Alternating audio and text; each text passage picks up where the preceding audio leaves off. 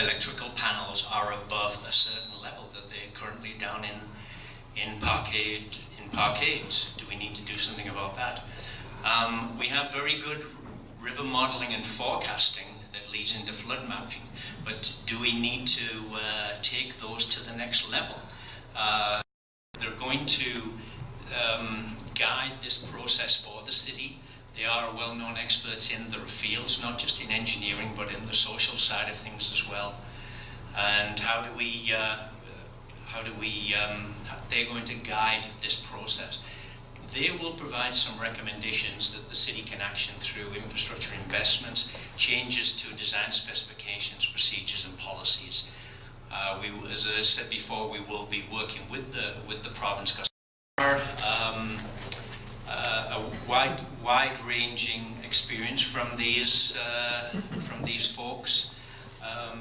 So I won't belabor that. I've got bios on them if anybody is interested. And now got 3 task forces that we've identified. The first one being mostly around changing climate, watershed management, and event forecasting. And I'll just touch briefly on the watershed management piece. We are responsible for within the city boundary, but there's a huge watershed out there.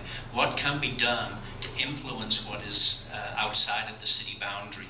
Working with the province, working with other agencies, how is that going to impact the next business cycle for the city?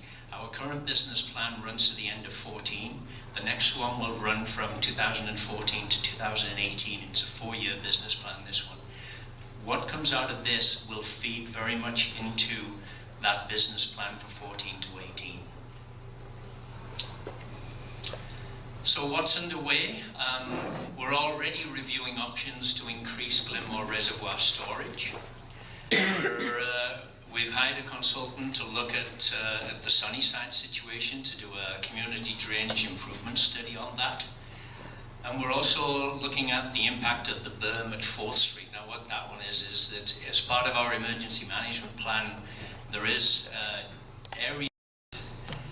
This to me is about resiliency. The one on the left is a photo that I took 5 years ago, and it's up street. It's on the Elbow. It's as part of Little Elbow Park. If you do the hike up from where the parking lot is, there's a trail that goes up quite high, and I look down, and as a little bit of an amateur photographer, I was very intrigued about the S that was in the river here. Aesthetically that was pleasing. So I was real curious as to what had happened in the flood. So my wife and I went out last Saturday, and I don't know if anybody's been out there, but if you remember Allenville Pond, it is no more. Yeah. If you look at Elbow Falls, where you looked at it and the river was straight ahead, it is no more. It's over to the left. And you can see here that instead of the nice S that was in this, we now have, it goes around this corner. This has all been filled in. The reason I bring that up is that the river systems, they have a knack of being resilient themselves. They will go where they will go.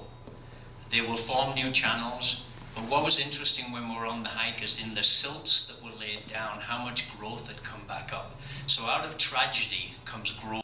I know you presented that the Glenmore Reservoir was not designed to hold water, and you are looking at it. It was not designed as a flood storage reservoir, so yes. The big question that a lot of people have is this dredging, why it's not being dredged. Yep. Because 1 inch to a whole bunch of people in the city would have saved them and the provinces and the city and the federal government money.